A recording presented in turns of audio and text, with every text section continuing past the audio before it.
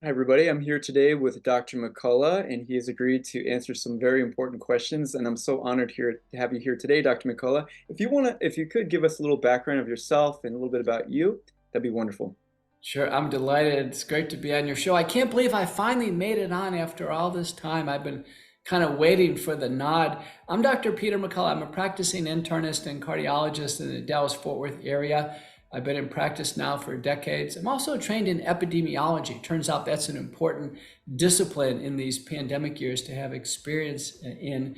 And for the last now 5 years, I've taken a lead in pandemic response, what we should do to take care of people who have gotten sick with COVID-19, how we should respond. I've advised both the House and the US Senate, testified multiple times, and happy to answer as many questions as you have. You know what's interesting, Michael? Throughout the pandemic, our public health agencies had no Q&A sessions, no town hall meetings. The medical schools closed their door. People actually for years now have just had questions they want answered. Yes, and to be fair, those questions have not been answered. So it's a delight and honor to have you here today. And with that said, I'm just going to jump right into the questions. My first question will begin by saying just number one, you displayed tremendous courage during COVID as one of the very few doctors who would not go along with the sanctioned pandemic responses. How can others, especially those who are fearful, make decisions exhibiting greater bravery in these trying times? We're talking about intellectual courage. Bullets are not flying, buildings are not crumbling, we're not scrambling for our lives. But we've been in this intellectual struggle of can we actually face what's going on, or do we want to put our heads in the sand? I think many felt it because they felt their jobs were on the line. So most people, when it came down to it, they said, something is going on. I don't fully understand it, but boy, if I stand up and say something, I may lose my job. Now, some people change jobs every 2 years. I knew some people in various, but suddenly that job became a real tether for them. And I think people are going to have to look at this. I'm so envious of people who are self-employed. They didn't have to wait. So you may have been, were you self-employed through this yourself? I was, yes. So I'm so envious. So you never had the specter of some large corporation that was going to force you to do something against your will. You were very, very fortunate. Those who were independent contractors, people in the various literary arts and what have you were fine. But can you imagine if you were in the Screen Actors Guild? Yeah, I mean, I think you're absolutely right. I'll say one thing about that being self-employed during all of this is we still live in an era in which public opinion is so important, even for entrepreneurs and for people that work for themselves, that throughout this nightmare last few years here, even the self-employed had to worry about the optics. If they were to go out on a limb and they were to behave bravely like you did, they still had to worry about blowback. And so, with that said, what's your advice even now for people that want to take a public stand? Well, first off, let's just talk about courage. Courage is not the absence of fear. Hmm. It's not. We all have fear. Courage is the ability to overcome fear. And that's what we learned in this whole pandemic is the ability to overcome fear or uncertainty is not that common. It's Hmm. not. And that's the reason why you remember the movie Braveheart, that challenge of someone who's going to go all out. That turns out that's pretty rare. And I never considered myself particularly courageous in my life. I've never gone skydiving or done anything amazing in my life. I was an academic professor of medicine. I did what I was supposed to through the course of my career. Certainly, I made mistakes. There's no doubt about it. We all do. But there was no checkbox for college, for medical school, or graduate school, or residency or fellowship. There was no checkbox for courage. Like, are you particularly courageous? No. And I think there are check boxes maybe for policemen or firemen, people in the military, where it takes courage to throw yourself into a burning building and try to rescue somebody. I mean, it takes guts. I'm not sure I could do that. It takes courage to jump out of a air transport plane and try to release the parachute. It takes you got to be a real edge player for this. I'm a doctor. But I think what I've always had in the course of my career, Michael, is I've had intellectual courage. So I'll Hmm. give you an example. When I was trying to find my way in cardiology research, I was making observations that kidney disease was influencing cardiovascular disease, really importantly, atherosclerosis and heart failure. And I remember, my first observations, people say, no, no, no, that's just confounding. They just have more diabetes and hypertension. I said, no, I think it's actually related to the kidneys themselves. And no, that can't be the case. And so I was immediately drowned out. And I said, wait a minute, how do these people know that it's not the case? Let's investigate. So I really launched my career going against the mainstream narrative of cardiovascular epidemiology at the time. And it led to many discoveries. For instance, the kidneys produce a series of hormones that speak to the heart. Hmm. And a seminal paper I published as a senior author was exactly that. It was published in the New England Journal of Medicine, secondary analysis in circulation. It was a late-breaking clinical trial at the American College of Cardiology. I mean, that was like the triumvirate. That's as good as you can do in my field in terms of a breakthrough. And it was an in vitro diagnostic breakthrough. And then the naysayer said, no, we don't need a test to help us with this. And I remember that we would go lecturing across the globe on this. It was tremendous, but it took intellectual courage. I do give credit to a mentor. His name is William O'Neill. When I was a fellow, he was going up against a different narrative. At the time, the most dangerous heart attack is called an ST segment elevation myocardial infarction. And the standard of care was to give an expensive big pharma drug called TPA. And the company that was promoting this was Genentech. They were in bed with the Cleveland Clinic. And the chief of cardiology, Eric Topol, had a deal where he was getting stock certificates every time doctors prescribed TPA. Well, I was at a competing hospital. William O'Neill previously used to supervise Eric Topol at the University of Michigan, and O'Neill recruited me and others, and we formed kind of this dream team in cardiology. And we set out and demonstrated successfully that it was better to just get up in the middle of the night and get catheters up in the heart and open up the blood vessels there. It's called primary angioplasty. And we went up against Genentech, if you can believe this, our ragtag team of community hospitals, and we prevailed. We published paper after paper in the New England Journal of Medicine, my first paper I ever published there. And we changed care in the United States. Genentech's product died out, nobody used it, and a brand new revolution was started in cardiology. So I learned through the examples, my own in cardiorenal disease, primary angioplasty with Dr. O'Neill.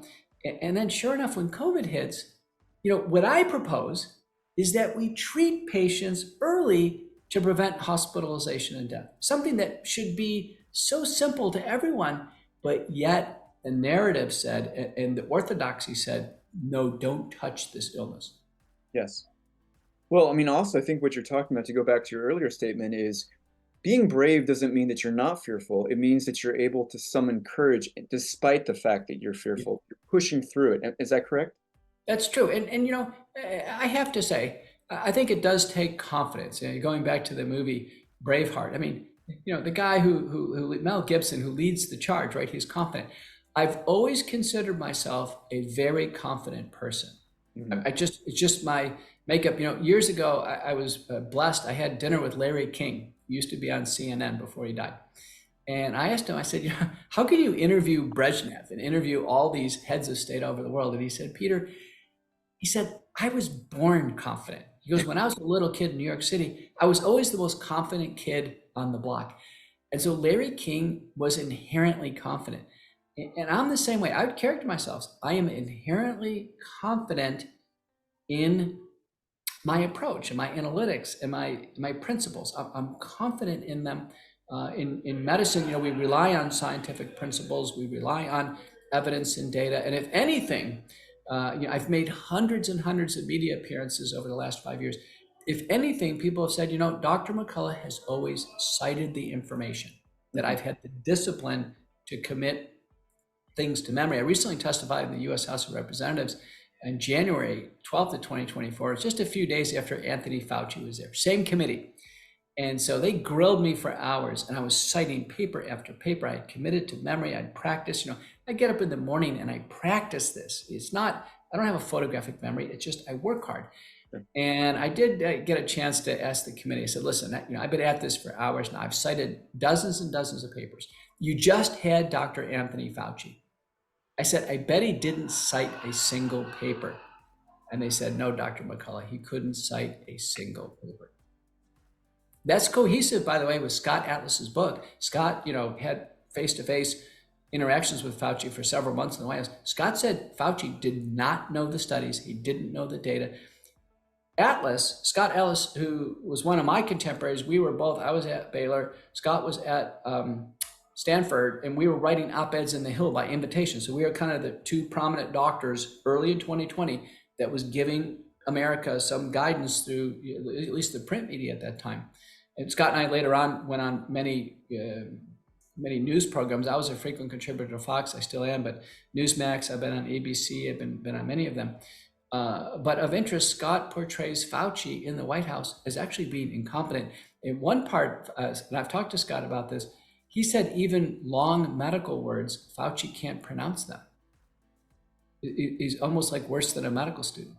Well, isn't that the irony? I can remember back in the early days of the pandemic when people had mugs and they had signs in their yard that say, "We trust in Fauci," right? And here all these people are trusting this individual, and what I completely believe what you're saying. He isn't citing those things. Of course, he would change his mind on things like masks. That is very well known. Okay, so my next question to you is changing gears a little bit. Are we likely to see another pandemic or organic pandemic in the near future? Why or why not?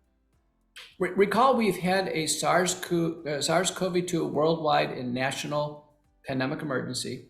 We've actually had a monkeypox worldwide and national emergencies. We've actually already had two pandemics according to health agencies. I think we're on the verge of a third. It looks like bird flu or highly pathogenic avian influenza. There's been messaging on this for a long time. Gavi, the Global Vaccine Alliance, a Bill Gates organization, has been saying this since 2021, that disease X, the next pandemic, will be bird flu. So there's been all kinds of messaging on this. In 2021, CSL, a company, actually got an FDA-approved vaccine for bird flu in humans. And we actually, haven't had substantial cases of bird flu in humans. We had one in Colorado in 2022. We just had one now in Texas. The Chinese have been vaccinating poultry for decades, and vaccines are very ineffective. So the birds don't, get fulminant disease or die off. They actually just live and they spread the virus around. The French vaccinated actually mallard ducks, and sadly, mallard ducks, as part of research, gain of function research, by the way. Even the Athens, Georgia lab, the USDA lab, is doing gain of function research, but mallard ducks is a disaster because they escape and they fly around. So people have asked me, well, how does bird flu land on a farm in West Texas? Answer: migratory mallard ducks. That's how it brings it. So I think the third thing to come along now will be bird flu. It's probably going to be unlikely it'll have a large jump into humans, even though gain of function research is being done. I mentioned the USDA lab in Athens, Georgia, but also University of Wisconsin, and then outside the United States, to make the virus more deadly and more lethal. It looks like it's so specific to poultry and occasionally cattle that I think the casualties here are going to be, I hate to say it, chickens and hens. And with this one case in West Texas now, there's been an ordering by the USDA of mass PCR testing of flocks of poultry, actually PCR testing of cattle, massive. This is going to be a massive campaign. And Sid Miller, the ag director in Texas, has already ordered the culling or the destruction of millions of egg-laying hens at the nation's largest egg supplier. So what I predict is, yes, there will be a pandemic. It'll largely be one that affect the food supply, and that's where the constraints will be. Yeah, when you say that, that's what it sounds like. It would affect the food supply, which in itself is a problem. But when it comes to, let's say, families and individuals, are you concerned that we may have something on our hands that would be detrimental to the public at large, people? If there's human-to-human transmission, which hasn't occurred, I can tell you with bird flu, prior years, about 800 cases, turns out that the mortality rate is substantial. Now, most of these are 23 countries, most of them underdeveloped countries, malnourished people presenting late. It looks like there's an opportunity for treatment. One of the things I do is I advise the wellness company, a alternative health system. We have contagion kits you can actually pre-purchase. We recently extended that kit to include an antiviral that would cover bird flu. It needs to be started early. The other tip for your listeners is there are data indicating that bird flu is easily killed by iodine. So the farm handlers can use a dilute iodine, a few drops of iodine in salt water, nasal spray, a few drops of iodine in scope or Listerine. If I worked on a farm right now, that's what I would do. I personally would do that probably, at least twice a day. Certainly when I came home from handling the chickens or being around all the chicken dander. I see. So, for those that don't know, what is the WHO Treaty and why is it so dangerous to our country's sovereignty? The World Health Organization is an unelected body that's sanctioned by the United Nations, and it's largely financially supported by a few individuals, the Gates Foundation, the Chinese Communist Party. They do collect money from member nations, but the World Health Organization previously was a body that was focused on worldwide health, largely outbreak analysis, data analytics, and in vitro diagnostics. So my field, the WHO definition of anemia was something that was useful as an example. But what we saw during the pandemic is the WHO aspiring for greater and greater power. And when they made statements, most of them followed, but some of them not. This is very interesting. In November of 2020, the WHO said, don't use remdesivir to treat COVID-19 in the hospital. They had sponsored a research group called the WHO Solidarity Group, and they showed that remdesivir didn't work. In fact, it had kidney and liver toxicity. So they put out their statement. Nobody listened to them. In the United States, they continued to give remdesivir. It didn't work. It worsened outcomes for some. In fact, the United States incentivized the use of remdesivir. So nobody listened to the WHO. Now, European Society of Critical Care did. They were a part of that meeting. And so in 2022, the WHO revisited this in a paper in Lancet. They reviewed more data and concluded we were right from the beginning. From the beginning. WHO, another example, in June of 2021, the WHO came out with a statement saying stop PCR testing and COVID testing in people with no symptoms. This was going on for travel, for work. They said all it's doing is generating false positives. The yield on this is always less than 1%. And it's just largely when it's positive, it's false positive. People aren't sick. And they were right on that. So, maybe some of their frustration is, people not listening to them. However, there was some much more perfidious developments with the WHO through the pandemic. And I want people to know this. Early on, in January of 2020, COVID's on the move. It looks like Wuhan, China is the hot zone. The hot zone is considered the origins of an epidemic outbreak. And the WHO says, we're going to have an investigation. We want member nations to have their team. Well, Rear Admiral Brett Giroir, who was responsible for the testing initiative in the White House task force, he was working with Trump, somebody who went to the same medical school as I did a few years ahead of me. Brett Giroir nominates 3 eminent scientists, United States independent scientists, to go to Wuhan. Mm-hmm. The WHO says, no, we don't want them. We want Peter Daszak. Peter Daszak is the head of the EcoHealth Alliance. He was just on Capitol Hill recently. He's been testifying before the House COVID Select Subcommittee on the Coronavirus Oranges. It looks like Daszak was actually part of the creation of SARS-CoV-2 in a conspiracy with Anthony Fauci, Dr. Ralph Baric, and the lead bat lady, Dr. Xingling Li. This is coming together now. So believe it or not, the WHO must have known that their lab was the origins of SARS-CoV-2. They invite Daszak. Daszak goes over to Wuhan. Turns out Daszak had been to that lab many times. He brought the plans for the virus to the lab. And the first thing Daszak says is, it didn't come from the lab. It must have come from somewhere else. And before you know it, Fauci conspires with Christian Anderson at Scripps, Edwin Holmes at Sydney, Francis Collins at the NIH, Jeremy Farrar at the time of the Wellcome Trust, and they decide to write a series of fraudulent papers deceiving the academic world, my world, stating that the virus came out of a wet lab, wet market in Wuhan, China. where really it came out of the Wuhan lab, and they all knew it came out of the lab because they knew about the research.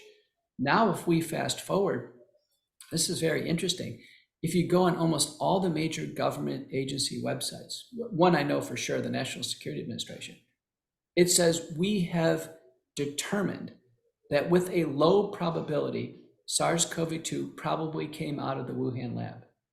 But it's not a biological weapon. Why would they say that? They didn't have to make that determination. Right. Why would that be the case? And it's been pointed out to me that we actually have a prohibition on the development of biological weapons from 1975, Mhm. and it's never ratified. But I don't think any of the agencies want to be accused of violating basically a policy since 1970. So they're saying that it's not a biological weapon, but it's been thoroughly evaluated. SARS-CoV-2 was evaluated by an investigative team led by Farkas and colleagues, published in Military Medicine, the journal. It's a peer-reviewed, PubMed listed journal. And they had about 36 criteria to evaluate SARS-CoV-2. And there's a checklist. What the virus does, how does it behave? Conclusion, it is a biological weapon. It's a biological threat. So, we are deep into this, Michael. We are deep into this. The WHO is part of it. The reason why the pandemic treaty is such a big deal is after everything we know, the WHO has said, listen, we want a treaty or an agreement that all the member states sign on to that will give the WHO basically power, binding through international law, to have, in a sense, dominion over all plants, animals, and humans. That means they make the call. So let's take bird flu as an example. The WHO would step in and say, you know what, we've made the call, vaccinate all the chickens. Mhm. Or we've made the call, recall all the beef. Mhm. Or do PCR testing in the grocery stores. They could make all these proclamations and start these initiatives binding by international law. It would involve plants, animals, and humans. It means the climate. So issues on the climate. Well, we're burning too many fossil fuels. We must change to solar power. So that's the what's called the Pandemic Treaty, or the Pandemic Treaty Alliance, or Pandemic Treaty Agreement. And then there's international health regulations. These are going to be rules. Again, they're going to be ratified. So what we've seen now is tremendous resistance. The World Council for Health worldwide is opposing this. Governments all over. I just saw a letter today from the Bahamas, the Optimist Group, opposing it. We have Australia and New Zealand. I think New Zealand formally is not going to be in it. A few African countries, a few Eastern countries, and now we have all the Republican senators in the US Senate signing a letter telling President Biden should not be in this agreement. Well, I very much hope that happens. I want to go back to something that you mentioned. So I got Generation Alpha of COVID, and it was gnarly. I got it in 2020, right before Christmas, and I've never been so sick. I had it for about 2 weeks before I got hydroxychloroquine. And I remember turning to my wife at one point where I was almost delusional, and I said, "This is definitely a bioweapon." Mm. So that's anecdotal, but I want to go back to what you mentioned there. I mean, what you're saying essentially is here is this agency that went out of its way to give people a theory about what the origins that was completely suspect. It was giving advice about remdesivir that turned out to be inaccurate, and or at least later on, that turned out that that was not very helpful. Here's an agency that is going to potentially seize control unless these Republican senators get their way. It's going to seize control through basically to take the sovereignty of this nation. And it sounds like if they do get their way, we would have something, let's say, climate change, right? Where perhaps Joe Biden and other people who are in official positions would say, this is a new pandemic. And so, based on the powers that would be afforded to the WHO under this pandemic treaty, they could then say, there's another lockdown. You are using your car too much. You're doing this too much. And right now, we have a climate change pandemic. And all of a sudden, the sovereignty that we appreciate in America would then go away. Is that what you're saying? That's my read on it. Never have we had an outside body, influence our internal operations. And even within the country, We have our federal government and we have our states government, and we have sovereignty. Sovereignty means we govern ourselves. And this is the first time, history is replete with examples that public health emergencies are used as a mechanism to seize power. Hmm. French Revolution, 1759. Actually, the mechanism for the new regime to seize power was a public health emergency. Yeah, so this has been going on. Clearly with SARS-CoV-2, it was a public health emergency. And the next thing you know, we can't get on airplanes, and we can't work, and we have to stay at home. And this really lasted for a long period of time. If you were in Australia, if you didn't take a vaccine, you couldn't fly for a long period of time. What if you had to fly for your work? In Canada, the same thing, you couldn't fly. There were people who really could not do what they wanted to do professionally. In France, to this day, we got a couple thousand doctors sidelined, didn't take the vaccine. Australia, about 1,500. We saw all kinds of shifts in the United States. It's interesting that vaccine mandates, most of them came out after several important inflection points. Let me give you an example. The CDC and FDA come out in June of 2021, and they say the vaccines cause myocarditis or heart damage. That's their official heart damage, and it largely affects young men. 90% are men ages 18 to 24. Now, it's known, I'm a cardiologist, it's known in my field that myocarditis, athletes cannot exercise. They cannot. A surge of adrenaline is going to trigger a cardiac arrest. The two surges of adrenaline occur during sports, and about 3 a.m. to 6 a.m. during normal waking cycle. But it's for sure. It's in our guidelines. Someone who has myocarditis cannot exercise. So this warning that came out, I said, well, for sure, the sports teams are not going to mandate it. Sports teams will be exempt from vaccines because it'll cause heart damage in athletes, and they have, by their profession, they have to exercise. And sure enough, the NFL comes out in August of 2021 and says we're going to mandate the vaccines.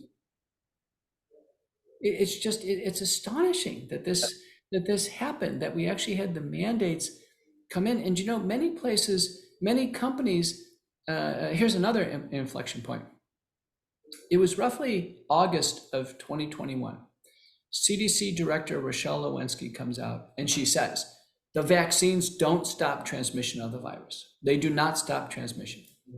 That's the only rationale why an employer or the federal government would have vaccine mandates, is that to protect the workplace. But if people are fully vaccinated, they spread it around, then it becomes a useless endeavor from a public health perspective.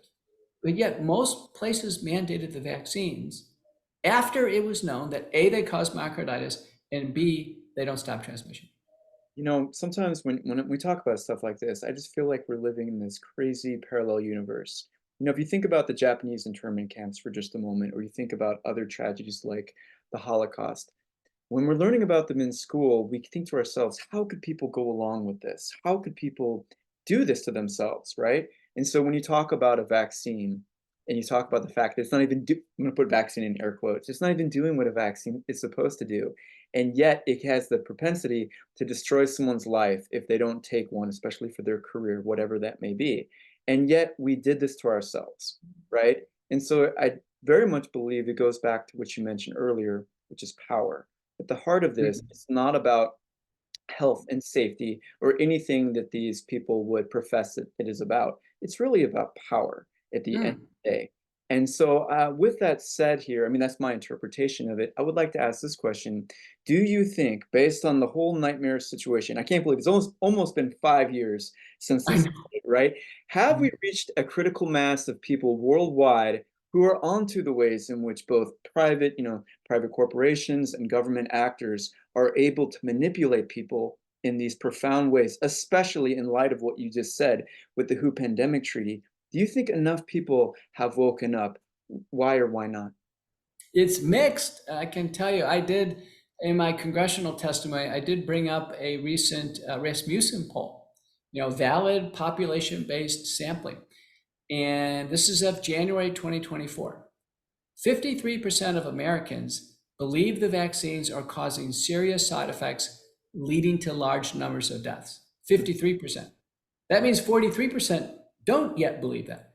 But so it's slightly in the majority, Hmm. but there are still others who think that's not the case. Now, by proxy, very few people are taking more vaccines. They just get a sense that they're not needed, or B, they may not, they're vaguely unsafe. The CDC, according to their schedule, someone my age should be on our ninth shot. Nine shots, immunocompromised 12 shots, and the CDC is going to meet with Pfizer and Moderna shortly, and Novavax, I'm sure, to decide on what the next booster is, to come up with another booster configuration. So we're still in the Omicron outbreak. The Omicron outbreak almost certainly was caused by mass vaccination. The very first people who got that new variant were fully vaccinated. They were on the border of Zimbabwe. I remember the report well. It was prior to Omicron, the natural immunity was great. We relied on it through wild type alpha, delta in the United States, gamma in Brazil, and beta in South Africa. We did great. Natural immunity was holding up. Then Omicron broke through natural immunity. So a respiratory illness pandemic like COVID probably should only be about a 2-year event. That's like Spanish flu, 1918. But instead, we're on a 5-year. So experts like myself have concluded that mass vaccination, which should never be done into a widely prevalent pandemic, and the reason being is if we mass vaccinate when there's a lot of the virus around, there's enough cases where the virus will figure it out and become resistant. Now, Hmm. if you vaccinate into a situation where the disease is not very prevalent, then the virus doesn't have a chance to really come out. So this was a mistake to mass vaccinate into a highly prevalent pandemic. Well, I think number one, it's encouraging that even though those numbers, I wish they were higher, at least people are waking up. And it's my hope that people wake up to this and they realize, hopefully, it's not going to take decades to realize the mistake that we're making. And in light of what's going on with the WHO pandemic treaty, I'm hoping that people wake up and realize what's on the table. I talk to a lot of people, and most people have never heard of this WHO pandemic treaty, nor do they realize the ways in which it could affect their lives. So, with that said, how can regular people prepare their bodies and their minds for any future medical crisis, whatever that may be? Ooh, let's take body first. What we learned with anything with COVID is that we need to be leaner and fitter and in shape. I'm telling you right now, the people who really had a hard time with COVID were older, more feeble, obese, those with diabetes, people who have trouble breathing at baseline, those who have sleep apnea, trouble breathing at night, they really got in trouble with COVID. So everybody out there who can, dropping a few pounds, go out and do aerobic and strength exercising, very, very important. Another way to prepare the body is nutrition. Now, there's been a few papers written on this. Those with the healthiest diets did better through COVID. When I mean healthy diets, I mean diets that have high quality sources of protein, like fish, beans, nuts, egg whites, occasional lean meats and chicken, and then fresh fruits and vegetables, unlimited. Kind of getting rid of sugars, Hmm. starches, things made out of flour, rice and potatoes, and then saturated fat, that is, fast foods, processed foods, things like that. So healthy diets, people are more likely to survive. And then there was a certain supplement pattern. This was very, very interesting. It looked like vitamin C intake probably played some modest role preventively, but for sure in acute treatment. But the doses had to be pretty high, like 3,000 milligrams, multiple times per day. Zinc played a role. So, in at least in acute treatment, zinc as a supplement, it works to inhibit one of the enzymes of SARS-CoV-2 and influenza. But most importantly, vitamin D. Every study on vitamin D has been positive. I mean, this has been exquisite now. Vitamin D was clearly preventive. When there's been meta-analyses of this, people who were prophylactically taking vitamin D were much less likely to get COVID, and if they did, mortality rate was lower. Those with higher levels of vitamin D had the lowest mortality. And that vitamin D could actually be given therapeutically. So in the first version of the McCullough protocol, which was the most widely used approach to treat COVID in the world, we had vitamin D. Now our doses were low, and as we worked with other experts, we moved up on the doses, but vitamin D played a role. And then there was a polyphenol supplement called quercetin. Hmm. This was interesting, but it looks like this plays a role. It's not a supplement I was very well aware of. but that played a role elsewhere in the world. The Indians did a lot of work with curcumin derived from turmeric. That it clearly is antiviral as a supplement. Nattokinase, the Japanese were working on that, as well as bromelain. That those enzymes actually strip the spike protein off the virus. They could play a role. So the body can be prepared. Diet, exercise, baseline supplements for sure. And then this idea of preparing our mind. What can we do with our mind? One of the things we're seeing, which is very interesting, is we're seeing a collapse of the mainstream media, a complete collapse. So let me give you an example. I went on mainstream TV. I went on nighttime TV hundreds of times during the pandemic. America saw me frequently on national TV. When I would go on mainstream media, and I get the returns on this, sometimes it would be viewed by less than a million people. Less than a million. We got 330 million people in the United States. Less than a million. Most kids and young people, they don't even have cable TV. Right. So they wouldn't. Now, when I went on Joe Rogan, a podcaster, and the average age of a Joe Rogan fan is about age 24. Joe normally gets 10 million listens, but it's a 3-hour interview with a transcript. Like, who has time to do that? But people do. He's got that popularity. When I went on with Joe Rogan, within a few days, we had 40 million, and then it exploded as people started slicing it up. But we ultimately rose. The estimates are 160 million. So kind of set all his records. So this idea of, wait a minute, the independent media now is becoming very powerful. This is happening all over the world. The mainstream media is collapsing, and now we're seeing, believe it or not, even censorship of independent media. So last night I'm on set here in Florida right now, and I filmed with Dr. Drew and some others, and I had a chance to meet some kind of key people with Locals and Rumble. Mm-hmm. So Rumble is this alternative video platform. A lot of people know YouTube. Yes. But YouTube is very heavy with censorship. Rumble is not. Do you know that yesterday that Australia banned Rumble in Australia? I had gone to France earlier last year. It was banned in France and it's banned in Brazil. Mm-hmm. So governments are now showing that it's the government who wants to censor information. The governments do.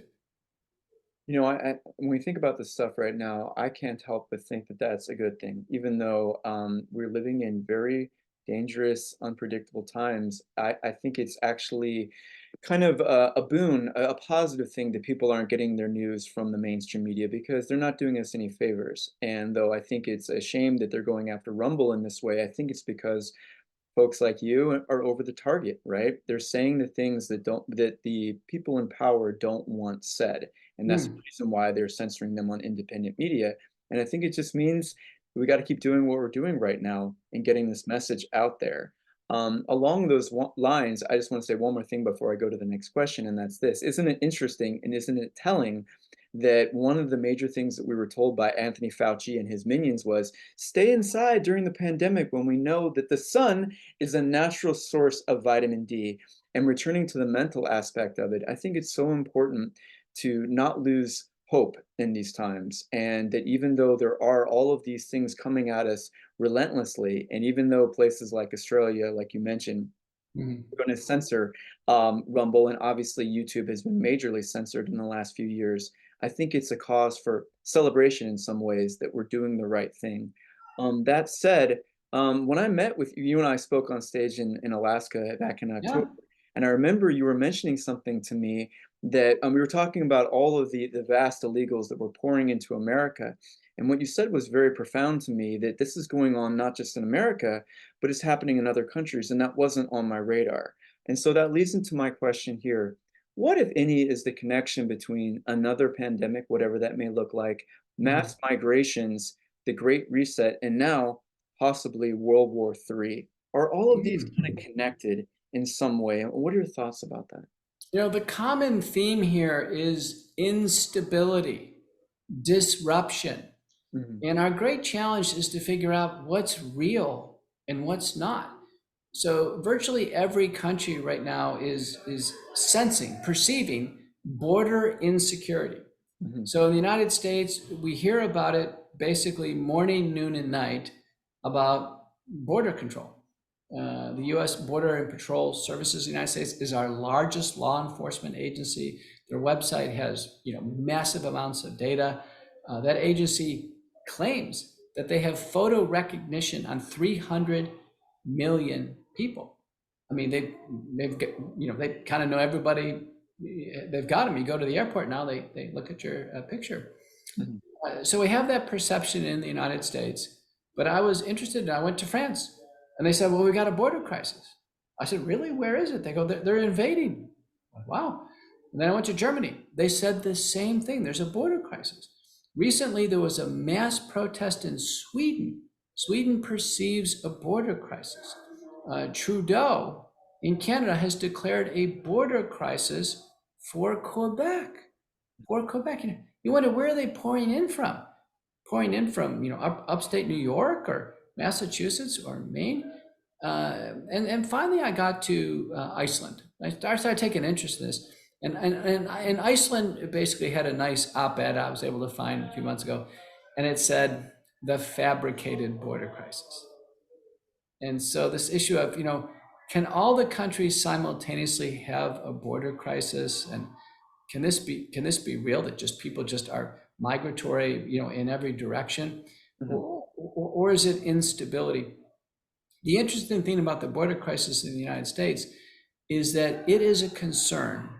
About 99.9% of people who come up to me and they talk about the border crisis tend to be kind of right-wing conservative.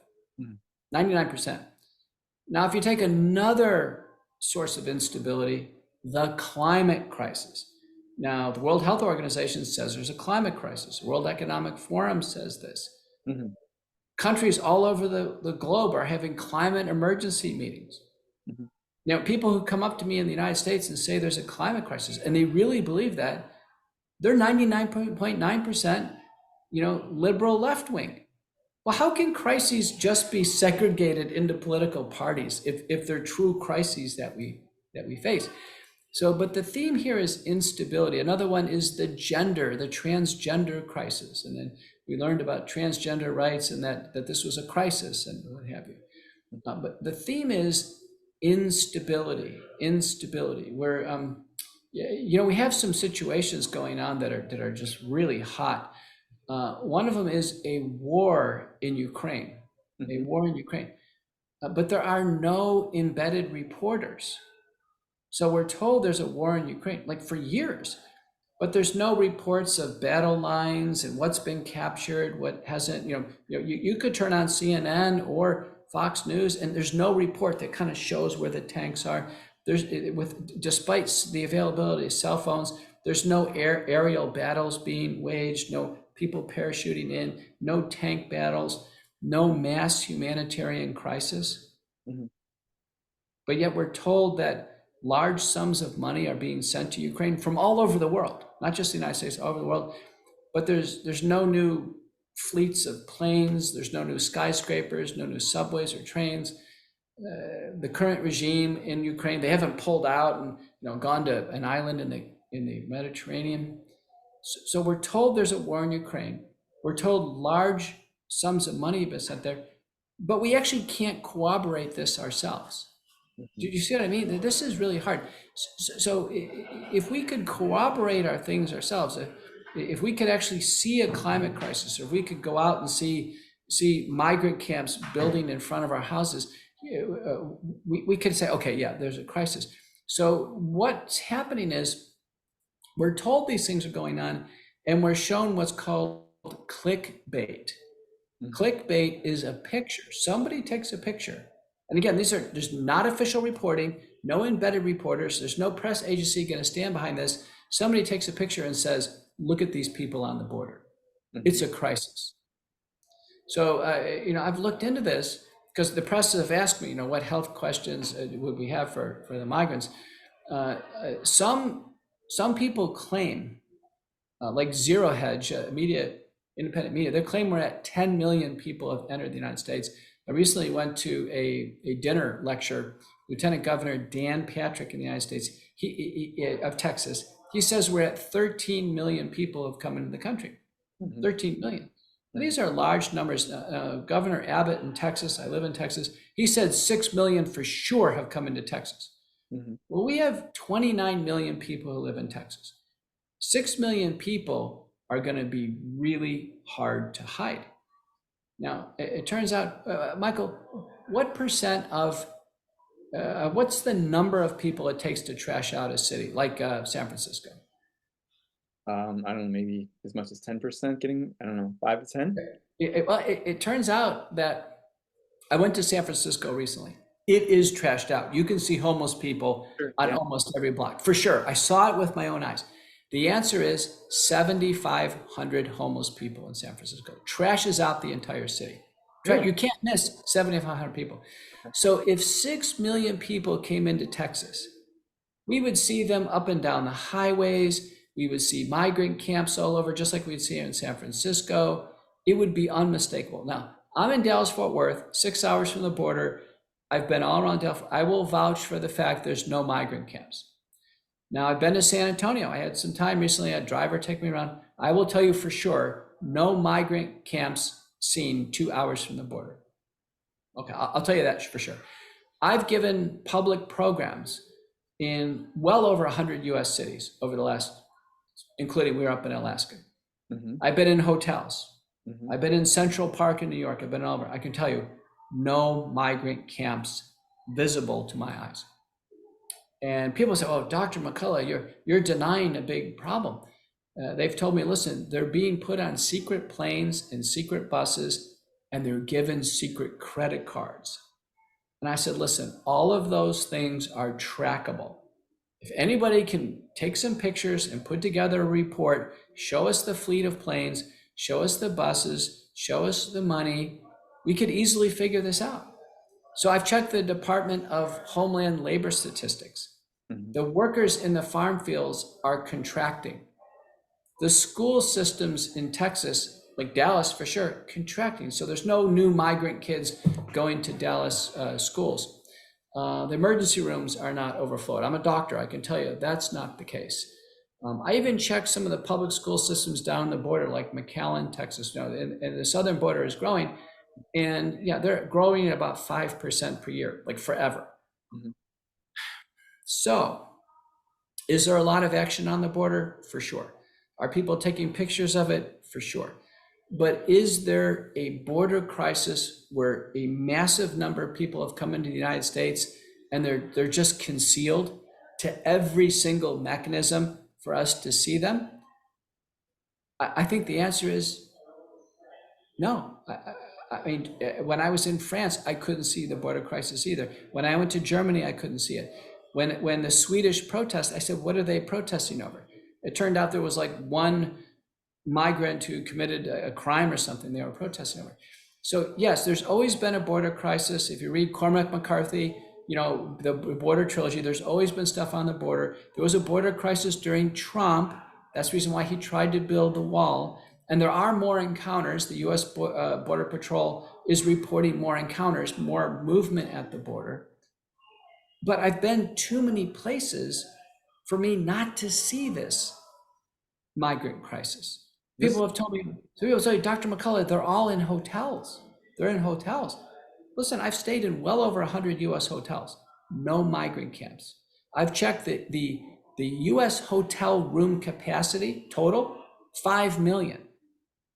Remember, no, Lieutenant Governor is saying 13 million. That would mean every single hotel room in the country is filled with these people. I've never heard this theory or this version of this. Is really interesting. So with that said, okay, let's say you're right. It's kind of mind blowing, isn't it? Yeah, my Because mind, yes. Well, we're just told this, and I tell people, listen, listen, I'm in Texas. If yeah. 6 million people came into Texas, we'd be stepping over the camps on all of our streets. You would step over people. And when rational people just start to think through this, they realize, you know what? It must be an exaggeration. And it's interesting that those who accept a border crisis, they almost instantly reject a climate crisis. I see. And I said, well, if you accept the border crisis, and this comes from Why don't you accept the climate crisis? Well, I can't. There's no climate crisis. The climate's about the same. So it's interesting that it's a political, and my analysis is, there probably is some reality to both arguments, but they're greatly exaggerated. Okay, so let's go with that for just a moment. Just with the border one for a moment there. What would the end game be? Let's assume that it was exaggerated. What is the end game of getting people to believe that we have that kind of crisis? Is it the same idea with climate change being a crisis that it allows action, it allows more, let's say, a power grab that we've been talking about this whole time? Is that what's do you think is going on? Well, short term, I think each side, again, because they are just completely one side or the other. You can't. So they must think that they're winning political issues, right? So if you're a Republican, you say, "Wow, let's just keep talking up the border. That's the one thing we can win on." Hmm. Can the Republicans win on great fiscal discipline and spending? No, they've been terrible on spending. Hmm. Can they win on pandemic response? No, the Republican administration brought in Fauci. They locked us down. They brought us the vaccines. They really can't win on anything. So they think they can win on the border crisis. Now you bring in the left, and the left, you could say, okay, did they do good on the economy? No, we've got higher interest rates. The spending's been out of control.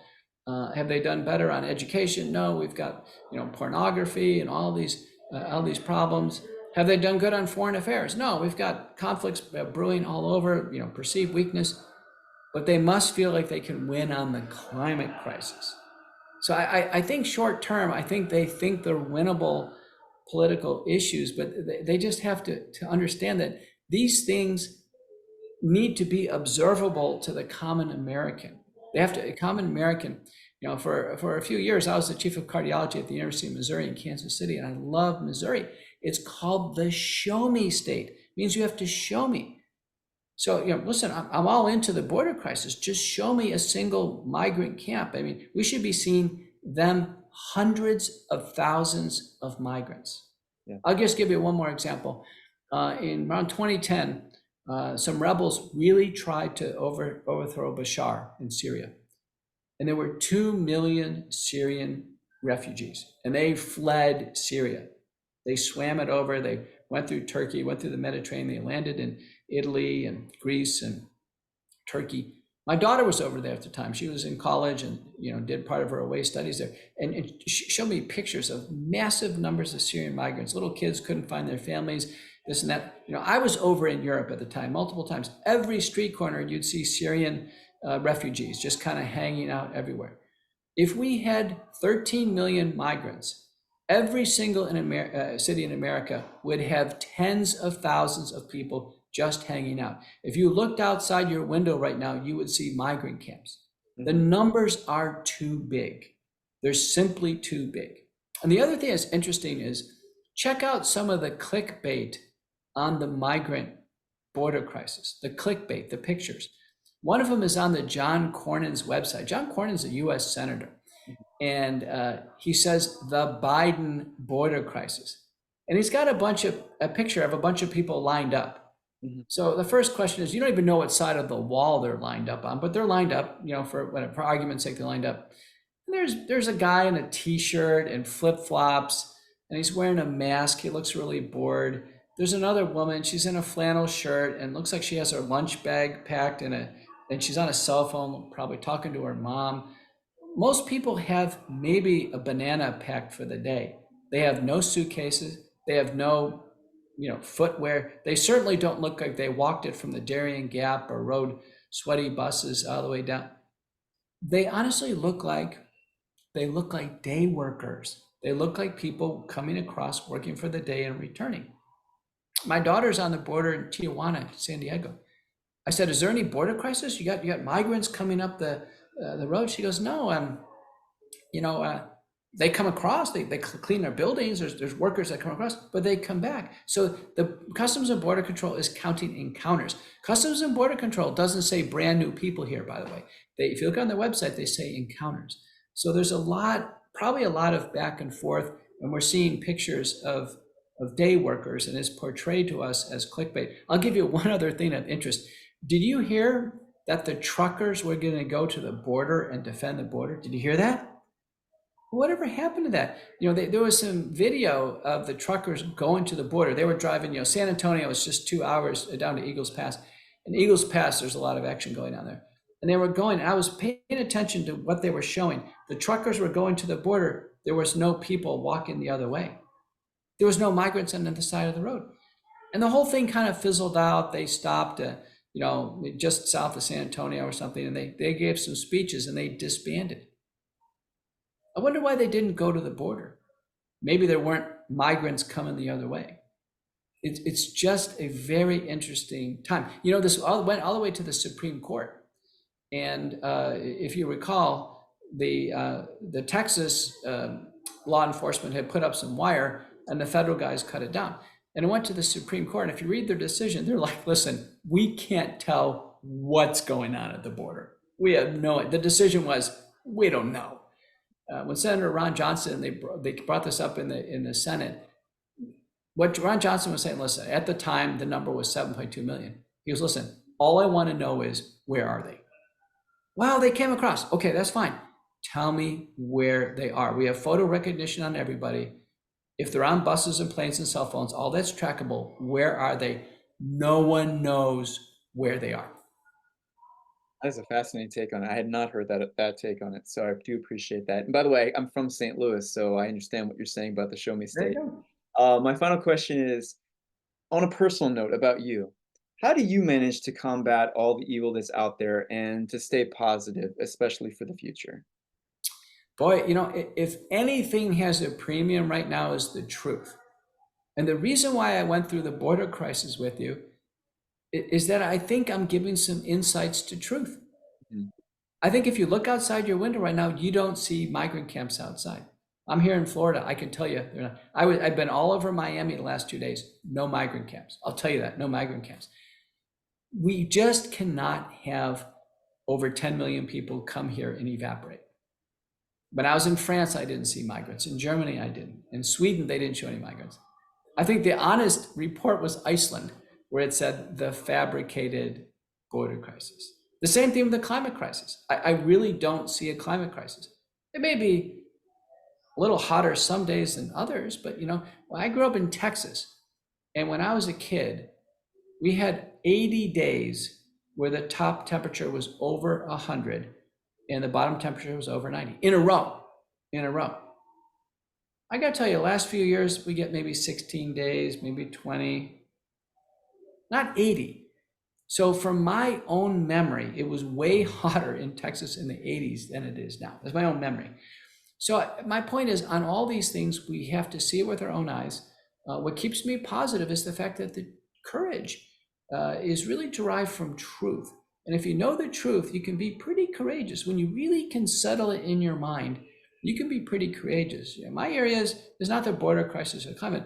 My area is this great medical controversy that we've been in. I can tell you, COVID-19, the illness, was misrepresented to us. It was presented to us as being, far more lethal, unassailable, causing us all to lock down in fear and then wait to be saved by a vaccine. We were completely deceived wholesale on the pandemic, wholesale. I think there is deception going on elsewhere in these other areas right now. So it's important for people to listen to your podcast, listen to, I'm out there in so many different channels because the truth gives us courage, helps us become positive because we can see things clearly. That's a great way to end it today, and I do agree with you completely. I think that we have a real problem, a real pandemic of lies, and the more that we can dispel those lies, the more that we can live in truth, the better chance we have to win and live in the world that we want to live in. So I want to thank you so much, Dr. McCullough, for your time today. I really appreciate it. Thank you. Hey, I'll put in a plug. You can follow me on my, go to my personal website, petermcculloughmd.com. That'll take you everywhere. I've got the top doctor account on Twitter, P_McCulloughMD. I'm on Getter, True Social, Gab, Telegram. Go see my book, Courage to Face COVID-19, only book to be banned by Amazon for about 12 days last year for no reason. No one can explain how that happened, but it's been a 5-star bestseller, a gripping true crime narrative of what happened. my Substack, Courageous Discourse Substack. That's the go-to Substack for graphical abstracts and the up-to-date science. And then lastly, my podcast, America Out Loud Talk Radio McCullough Report, every Saturday and Sunday, 2 p.m. Eastern on America Out Loud, then on the Apple iHeart Podcast Network the next week. Thank you so much for having me. Thank you very much.